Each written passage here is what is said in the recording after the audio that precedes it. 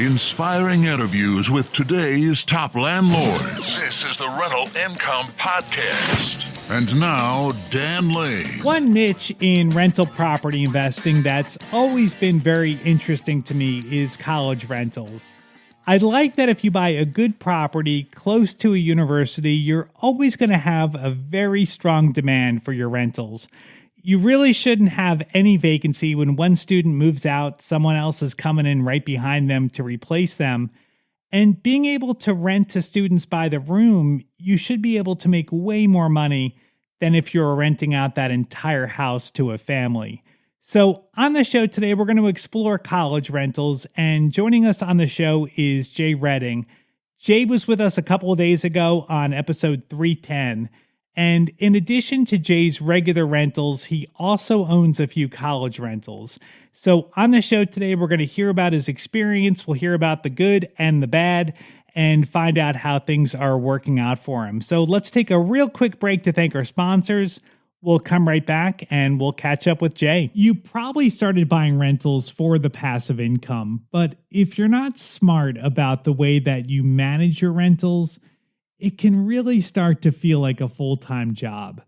I want to let you know about a free tool that can help you streamline the leasing and management of your rentals. It's apartments.com. They're not just for apartment owners. If you own single families, duplexes, condos, or even apartments, you can now manage all of your rentals on apartments.com. You can find tenants, screen applicants, create leases, collect rent, and track your expenses, which makes your tax prep easier than ever. The tool is 100% online, and it's totally free for you as a landlord. With more than 75 million website visitors every single month, Apartments.com gets more visitors than any other rental website. Get started today. Go to apartments.com/RIP. That's apartments.com/RIP. A good deal on a rental property isn't going to last very long. To win properties today, you need to move quickly when a deal comes on the market, but it takes time to analyze a property. I want to let you know about an app where you can analyze deals on your phone in seconds. It's called Ask Rick. That's RIC for Rental Income Calculator. You can analyze a deal with the push of a button. You can figure out the rent, your mortgage payment, your expenses, and figure out the cash flow. If the numbers make sense, you can make an offer right there on the app, or you can send a calendar invite to your agent to see the property in person. Ask Rick is currently offering a free 7-day trial. Just search for Ask Rick in the App Store or go to Just Ask Rick. That's RIC. JustAskRick.com. Jay, tell us what you're doing. Your college rentals are basically renting themselves, right? What we have essentially done, we have tapped into some of the sports team. Now, the student rentals that we have are close. They're walking distance to campus, or they're walking close to the fields. All right. But the key that what we have done in this particular situation is that we've tapped in. I've made contact with the coaches. All right, and say, hey, we've got, because I was a previous coach, I know some of the unique challenges that the student athletes that they deal with to essentially, get the coach on board. And what we basically do then is once we have members from the team in the house, what we essentially have done is try to make that like, okay, this is the basketball house, or this is the soccer house, or that type of thing. And what essentially happens, we're basically looking at juniors and seniors that come on board, all right, when we first started out. And what happens is that as the seniors leave, we got a new class of sophomores, and the juniors move up to seniors, and it just becomes almost a self-fulfilling issue that's taking place every year. As the seniors leave, we got sophomores that come in next on the team, and we've done that with the basketball team, with a local university, as well as for the soccer team. That's great. I really don't ever have to advertise. It just has become the soccer house and the basketball house. Right, and so the younger kids, they've been to the house because that's the house where all their friends live. And They're excited to move there. So they just basically want to take over someone's room. And Exactly. that's great. That's awesome. Now, was it hard to get the relationship with the coach initially? Initially, it took a little work. I had some that weren't receptive to it, and of course, what happens when the coach leaves? Most coaches aren't going to stay. They don't stay around. They're either going up or moving down, all right, in their careers.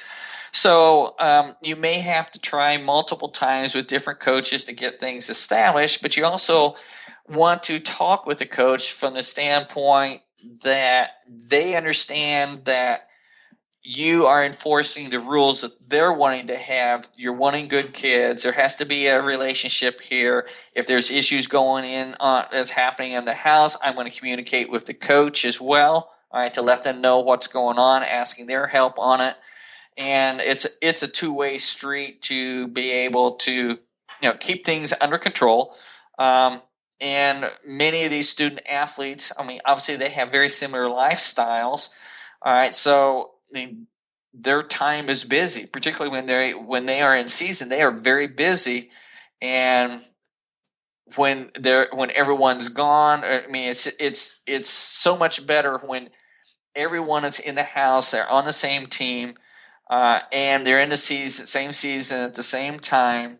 Everyone's dealing with the same things. Okay, so that when they need to sit down and study, everyone's probably in that boat. They need to sit down and study. Right. Okay. Now, what about parties? Like, do you ever get the house trashed because the basketball team decided to have a party after a big game or something? Never happens on the college campus, does it? Never. Well, here's the whole scenario. In our lease, we have it stated specifically in there that they must live peaceably with their neighbors. All right, it is a requirement of the lease, and it is a issue that they can be evicted for. I also emphasize that from the standpoint with the coach, that they understand. I also virtually every neighbor around our properties that we have student housing, every neighbor around there has my card. Okay. So I have eyes and ears on that property through multiple channels, and I let them know that. I also let them know, for them to even get into a property, there has to be a cosigner agreement with a parent or guardian for them. That is a requirement. I've had an issue in the past where a parent wasn't willing to sign the cosigner agreement. And I said, sir, I was just blunt with him. I said, sir, you just told me everything about your confidence in your son. I don't want it. Right. And, it's like, this is part of the learning process. This is part of the growing up process. But if you don't have confidence in how you've raised your son, that he's going to be a responsible adult, all right, while he's here, because he's not a kid anymore. He is an adult, and there's adult consequences. Mm-hmm. Then you just told me everything about how you've raised your son. Right. And that's not the type of individual we're looking for. Now, what about screening? So screening for college rentals is going to have to be different than you would do for a normal rental. So how do you screen it? Are you screening the parents to make sure that their income is good enough to pay, or we basically look at what their financial if they're on scholarship, we look at what their financial package they're getting. We ask that be submitted with their application process. We require a cosigner agreement. We also require the parents to fill out a financial statement as well, so we have a rough idea where they're at. Okay. We're really looking at integrity of the kid. Okay, we're really looking. Again, this gets back to communication with the coach, what the type of individuals that we're looking for to be in the particular property. The coaches don't always know, but they have a totally different relationship than what I would have. Mm-hmm. And they typically know what the family situation is, what the background is, all that type of stuff. So it's not as cut and dried as it is in a typical rental that's not a student. You have no rental history that you can go off of. Okay. Right. So pulling a credit report or anything like that for the student gives you nothing. Right. Okay.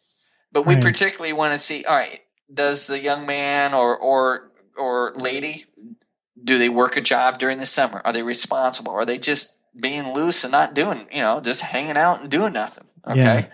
Yeah. We want to see that they have some industrialness about them in that respect. We kind of want to know what do their parents do. All right. As I said, we do ask the parents to complete a financial, basically an application as a co-signer agreement. And on that information, we get their financial information, what their yearly income is, that type of stuff as a co-signer, because we require the co-signer to fill out an application just like the tenant would be. So it sounds like you're pretty thorough and you're trying to get little bits of data from different sources.